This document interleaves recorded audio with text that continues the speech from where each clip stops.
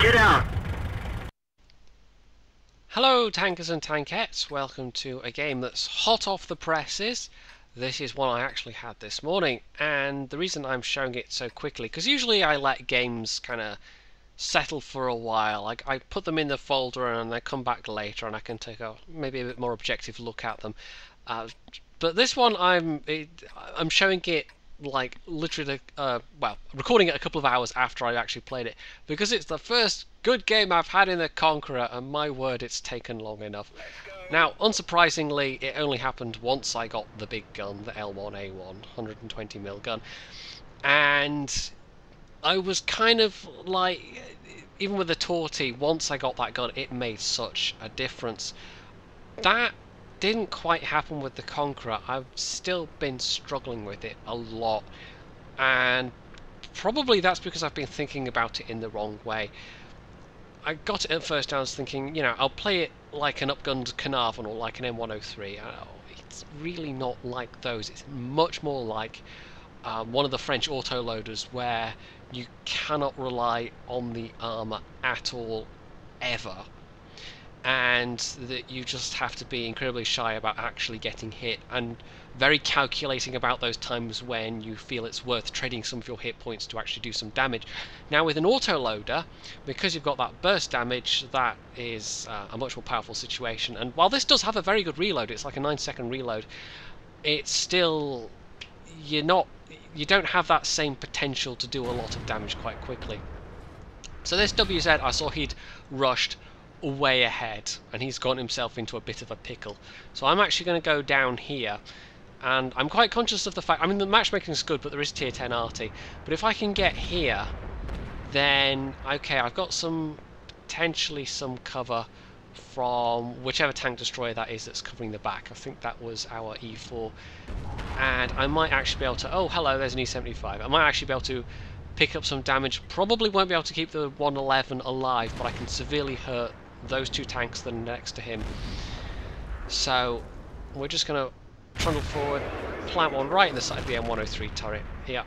Now the WZ, he's got enough sense. He does go for the low health one, so he's prioritising his targets. Don't know why he rushed ahead like that when there wasn't that many tanks around us. And look at the minimap right now. We're not especially in a good way. We've got a T-54 on the top bridge there, an enemy E4, the E75 and the M103 here. And I actually think they might come forward. It depends on what the E75 does. That's why I'm backing off right now, because in a pitched battle with an E75, I'm going to come off worse. And it's all going to depend on how well I can aim against his armour. But he actually goes up the hill, which means he is now... He's going to be either concentrating on what's in front of him, or... I'm so lucky that went in my tracks. Or he might be looking my way, in which case the SD1 can actually maybe go after him. And you can see that, yeah, okay, now I can tell that he is actually facing the SD1.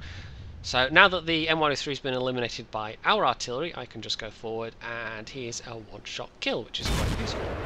Pow, there we go.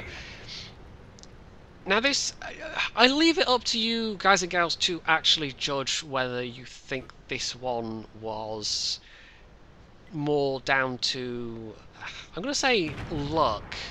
When I say luck, I'm also, watch this, what happened to that IS-8, yeah, boom. We have got some more backup now, some tanks have turned up. Now it's the top, the northwest corner that's looking a bit dicey.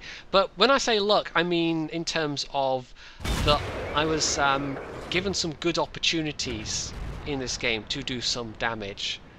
Now I've tracked the E4, I'm hoping that someone will come out behind him and shoot him, but I don't think that's going to be the case. He's backing up. Sometimes, I mean, one of the problems I've had with this tank is that it is so fragile, and staying alive long enough to do the damage, and having a team that gives you sufficient cover that you're not having to take the brunt of hits. And now that was luck, by the way. Now I definitely am going to categorise that as outrageous luck. I don't quite know where he hit there, but it was the turret somewhere and it bounced somehow. So yeah, I mean, some games, looking at the minimap and looking at the scores, it's like it's 6-6 and they've got the top west corner, we've got this corner. And another bounce, but from a Panther 2, that's not such a big deal. So this is, it could go either way, and I decided I'm actually gonna, if enough of us go for their cap. Now this is a calculated risk. We've got an M103 that's been AFK up until now, and it's only just now started moving. Our E4 is still back there defending, the Waffle's going back to defend, so there's us 4 heavies going towards their cap. Now either we get there and cap, or they come back and defend and we can have a fighting chance against them. So it could go either way. I mean, hopefully they've taken some damage at that corner. And again, this is all down to luck. We don't know at this stage. I don't know what condition they're going to be in. But the fact that they didn't just immediately ruffle stomp the tanks in that northwest corner suggests that they did at least sustain some damage in that particular bit of fighting. So that's one of the reasons why I decided to go to the cap, and the fact that the 3 other heavies that here are coming to the cap as well. And the M103 finally woke up, and instead of staying to defend, because he's right there, he actually decides to drive all the way up here to the enemy cap as well. So he's not going to see much action in this particular battle. So artillery there's thinking we should cap as well. And our arty's still alive, which is a good factor. Their arty also still alive, and I thought he might be in this corner, but clearly their arty also. Sometimes artillery players will sit and they'll just ping the map furiously, but they won't actually move. And then they'll blame their team for not covering them. Lol noobs. And sometimes, you know, if you've let a scout get through a really obvious gap, then okay. Then it's your bad. But if you're sitting in an artillery and you see a flank collapse and then you don't move yourself, well. So their artillery clearly did. He's not where we thought he might be. But this is good, not so much because I can be hulled down, because I've learned not to rely on this turret. That E4 bounce, or E3, whatever it was, E4, that was so lucky. And I'm getting some lucky bounces here as well, but it's more that I can just kind of pop forward and use the relatively good gun handling to actually nail these guys. Now I think I might get a shot at the Rheinmetall, but he pulls back. I might get a shot at the 268, but I don't have enough gun depression, so I'm going to pull back because I don't just want to get shot by those guys. Yeah, I don't know why I fired that shell. Just, you know, it was suppressive fire. Yeah, that's the thing, right? I've also got this ST1 with me, who's doing quite all right. The Bat Chat was the only one that went down towards our cap, and the E4 and the Waffly 100 were able to deal with him really easily.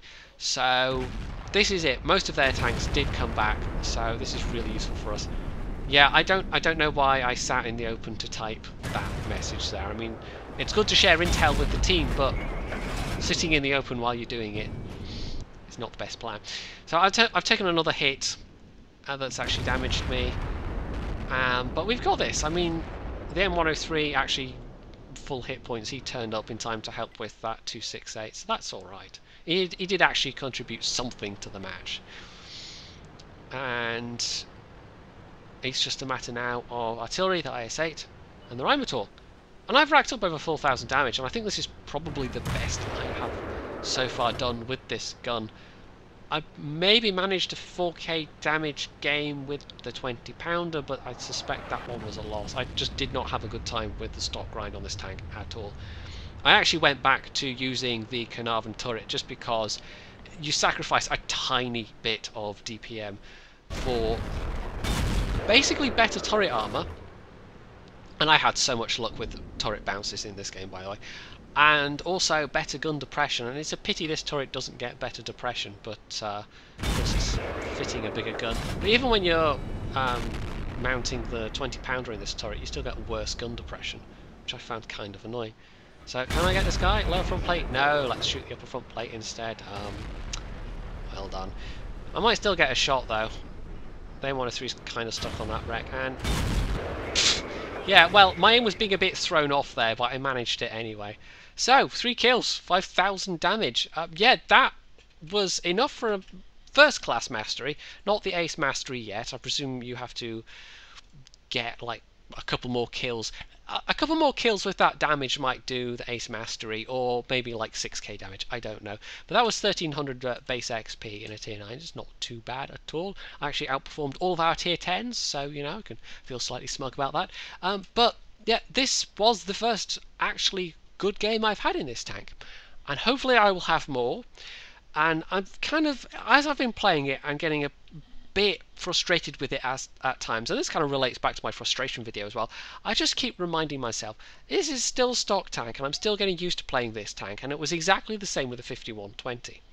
And I've kind of gotten the hang of the 5120 a bit better. Some tanks, you just have to bear with it until you actually get some idea of how to play them, and this has been one of those tanks for me. Even though the hull's basically the Carnarvon hull, the fact that you're now in tier 9 makes it actually quite a different experience. And then once you get that top gun and you're using that top turret, again, it's a pretty different experience. So it's been a slight learning curve for me, this tank, but that's been the case with some other tanks as well. There are a lot of tank lines in World of Tanks where you go up them and you might have 2 or 3 in a row where there's a fairly consistent experience, and then you have one that's a total break, or you have something like the French line, which is not at all consistent until you get to the, even when you get to the top 3, it's actually quite a different experience between all 3 of them. The Americans would be another good example. I think the Russian heavy lines are probably the most unified in terms of play experience, although there's still quite a lot of difference between, you know, the top and the bottom. But yeah, there are a lot of tank lines that are like that, and for me personally, I find that some tanks, I have to learn them one at a time. I know that sounds kind of like an obvious thing to say, but it's not like doing really well in the tank before, and I did okay in the Carnarvon, necessarily means you're automatically going to do well in the tank that comes afterwards. So hopefully we'll have more Conqueror games. Probably not going to keep this tank, I'm going to say that right now. I definitely would like to try the tier 10. I don't know if I'll get to the tier 10 before it gets changed by Wargaming, but we'll see. But the tier 10 looks like it might be much more, it's got a lot more frontal armor and a lot more turret armor to play with, and yes, it's rear mounted, but it's the same gun as well, and you're going to have better stats with the same gun. So I am much more interested in the tier 10 than the tier 9. But, you know, it's a long grind, so I expect you'll see the Conqueror again at some point. So if you liked this video, you can hit the like button, you can leave any comments below, you can subscribe to my channel, and as always, stay tuned for more.